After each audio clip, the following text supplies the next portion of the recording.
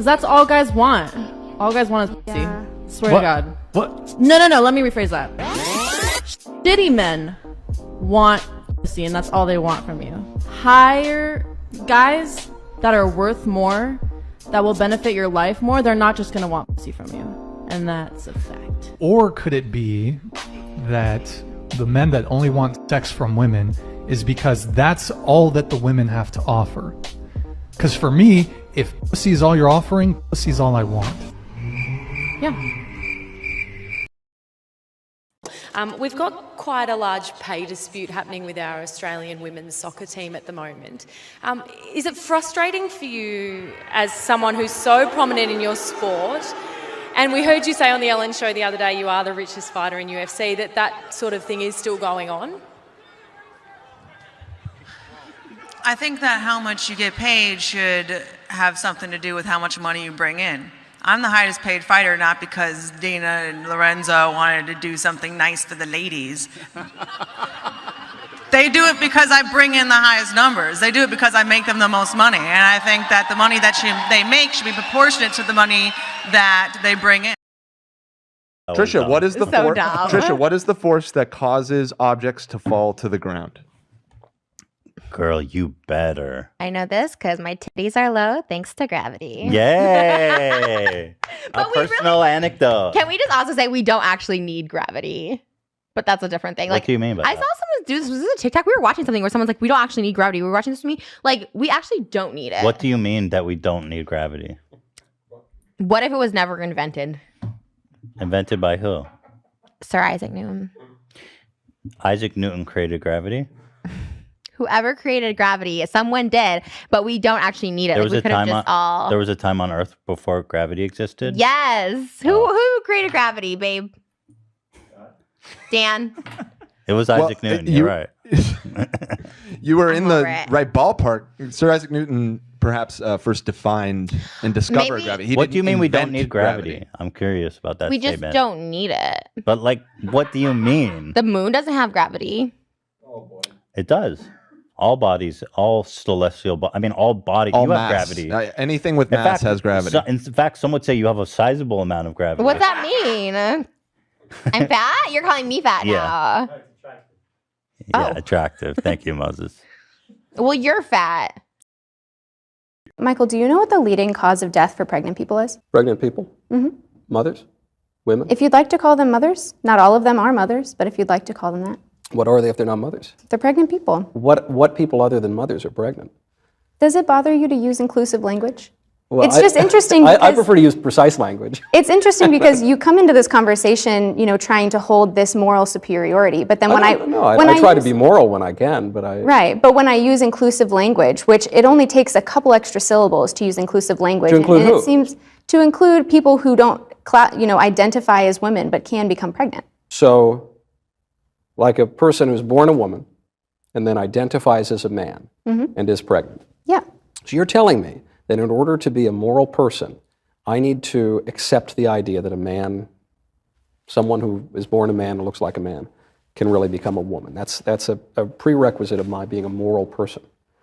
I mean, yes. To me it is, because if you are trying to deny someone of their identity and deny what their life experience is, then that doesn't seem like a moral stance to me. I want to be accepting and I want to respect people's life experiences and respect the way that they want to identify and respect the way that they want to present themselves to the world. Bronte, I would Yes. like to identify, I do identify actually, as the correct person on this issue of abortion. I identify as being correct and more correct than you on this issue.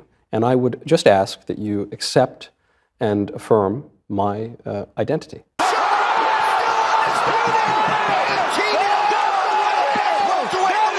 Do you? Well, you are not a medical professional, and abortion and pregnancy No, I'm is just a talking about my medical identity. concern. That's not your identity. That is my, I promise you, that's my identity. Just like, you know what? How many times you've gotten to a club into VIP for free when some ugly chicks had to pay full price? Is that my fault? No. I've asked how many times it happened before you go down that path. I mean, plenty of times in Miami. Exactly, but that's not fair, is it? Well, please don't forget I'm not from here. But that's not the point, ma'am. That's not fair, is it? I also don't care about those things. But so you only care about fairness when it doesn't benefit you. I just don't go to clubs that often. But that's not the point. I asked you, how many times you've gone to a club where you got in and free, where ugly chicks or less attractive chicks had to pay? And you know that's happened. You didn't say, I'm still, excuse me, sir. Even though I'm attractive, I demand that you charge me full price. You're okay with the double standards that benefit you. But the ones you don't like, you just throw at the wind, use sign language, shame, insults, guilt, and the need to be right to deflect and dismiss guys who are normally intimidated by this thing. I'm not. I'm just challenging your positions.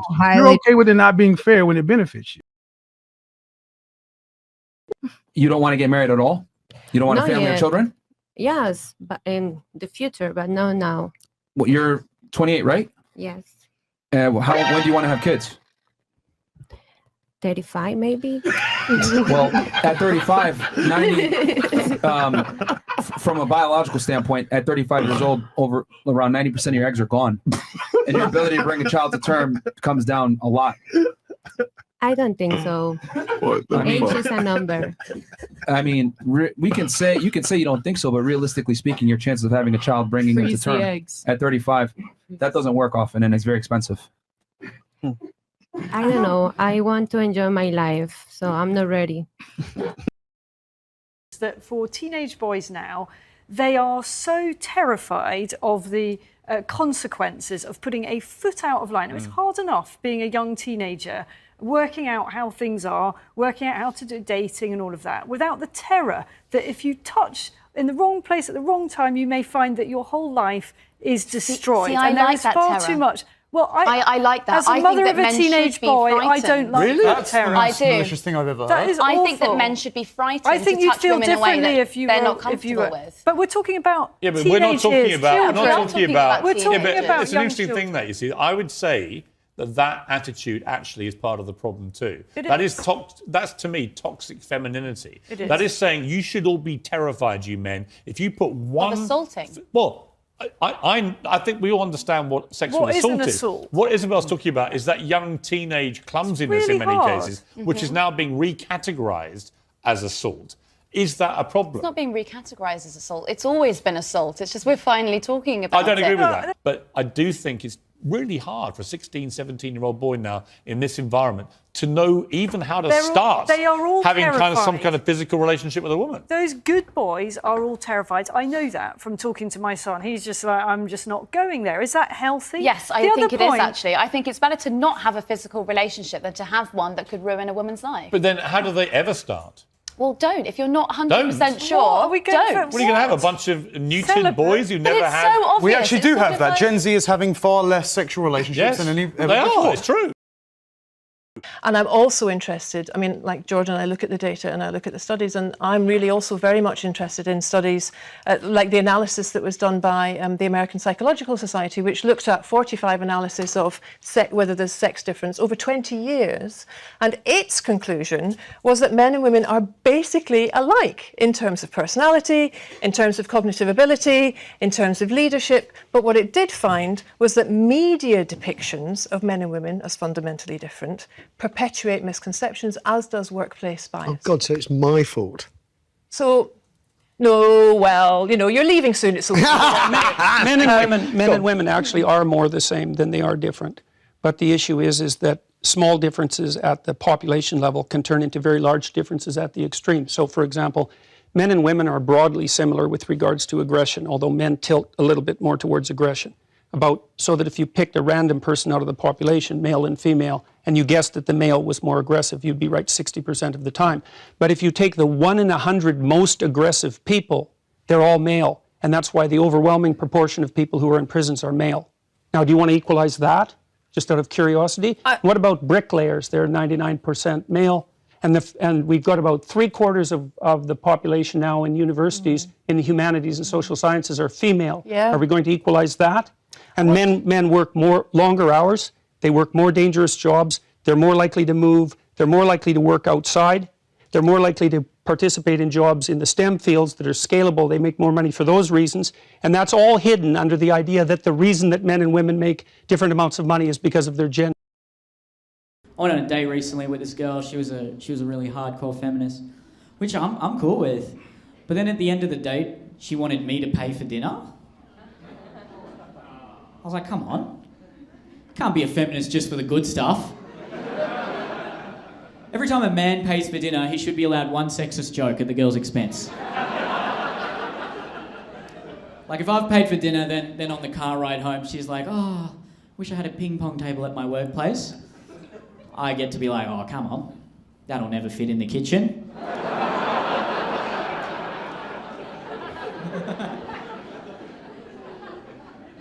Yeah, I told her that joke. She was not happy at all. She was like, that's really sexist. I was like, yeah, but it's thrifty, you know? Like, if you paid for dinner, I'd let you have one racist joke. That's a bargain. And she's like, yeah, your people love a bargain, don't they? Oh, equality. I'm surprised she even went on a date with me. You know, usually white girls don't really go for brown guys. Brown dick is like the black jelly bean to a white girl. They'll put it in their mouth, but only through a lack of other options. Such a feminist that I believe in God because God is a woman, right? And so was Jesus. It's pronounced Jesus. We've just been saying it wrong, you know? You've seen the pictures, long hair, cheekbones, turning water into rosé. Made her 12 closest friends go to a group dinner. Just to be like, one of you bitches is gonna betray me.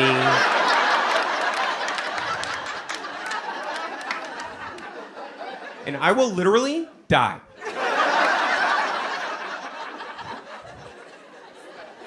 Jess, why are we sitting on one side of the table? For the group picture, bitch. Everybody lean away from me. This is about me. My dad's more important than your dad. Toxic feminism, as it's known today, is a twisted mutation of the original feminist principles that supposedly championed equality, inclusivity, and respect for all genders. Back in the day, true feminism aimed to dismantle patriarchal structures that oppressed everyone with rigid gender norms. But this new breed of feminism? It's all about stirring up division and wallowing in self-victimization. Toxic feminism thrives on creating a gender war, pitting men and women against each other instead of promoting mutual respect and understanding. Forget about breaking down barriers. It's about erecting new ones, with men cast as the eternal villains. The narrative has flipped from advocating for equality to pushing for female superiority, all under the misleading banner of empowerment. This modern take has morphed feminism into a playground for relentless man-bashing and never-ending victimhood, where any notion of accountability or shared responsibility is conveniently tossed aside. Instead of tackling real issues that impact everyone, toxic feminism obsesses over petty grievances and concocted outrage. It uses gender as a weapon to garner sympathy and power while alienating potential allies and driving a deeper wedge between the sexes.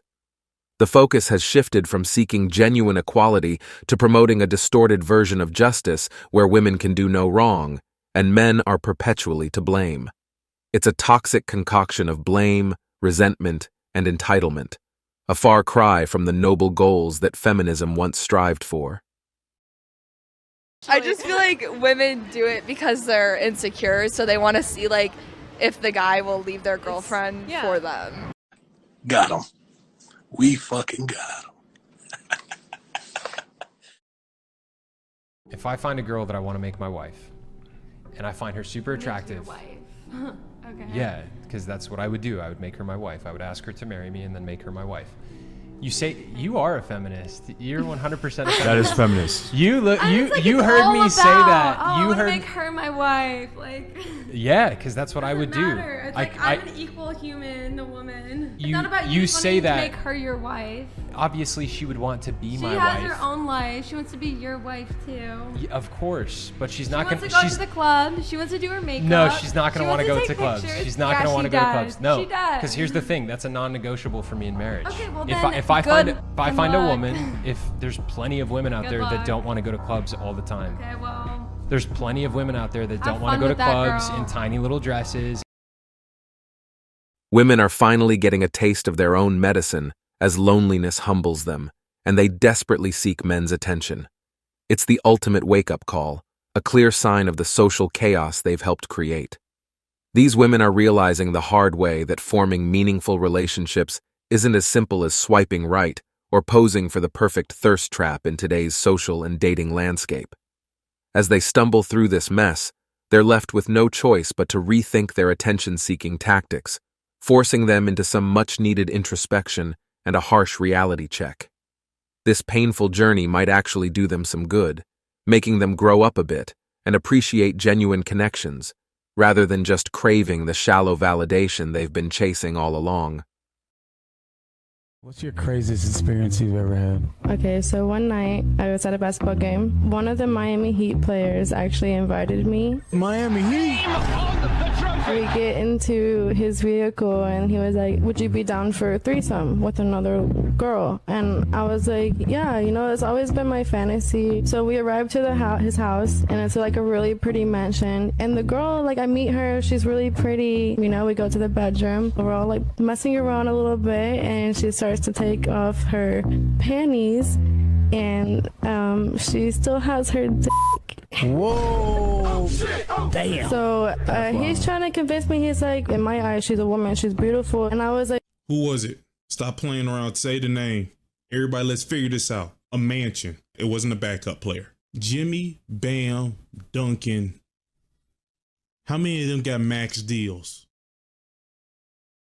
I want equal pay because it's like, why am I going to college? I'm getting A's and B's, and this nigga got C's. All right, and let he's me making more money than me. ask you this. Would you rather have a high-profile job for no pay or clean sewers for $100,000 a year? I would clean sewers if it's more money. Okay. Do you think most women would choose to do that? I don't know what most women choose, but I'm talking about me. Okay, no, I get that, but I'm saying I've interviewed hundreds of women, and most women actually would not choose the dangerous, dirty job. Is that possibly why a lot of women get paid less? Why do we have the expression, that's a man's job? Because certain things are a man's job. Because it's like, why gotta take the trash out if there's a man in the house?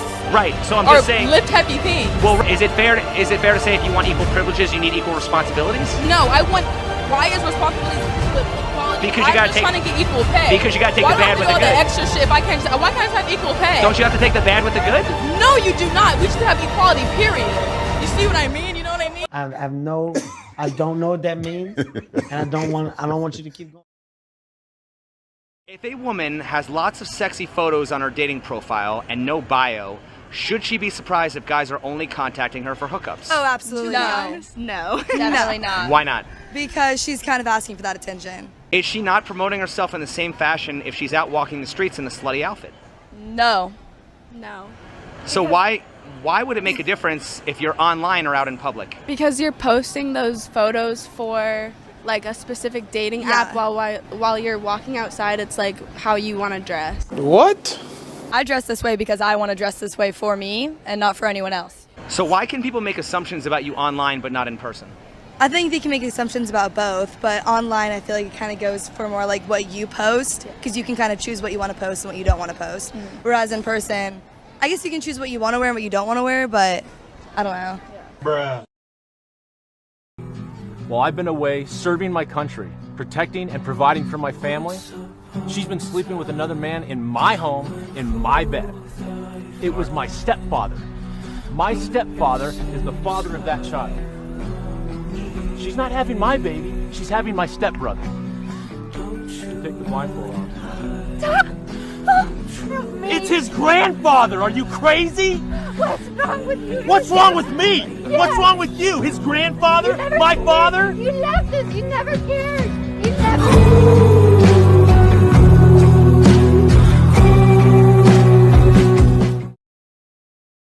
A man rightly points out how toxic feminism is demolishing relationships and infecting society with divisive attitudes instead of promoting mutual understanding.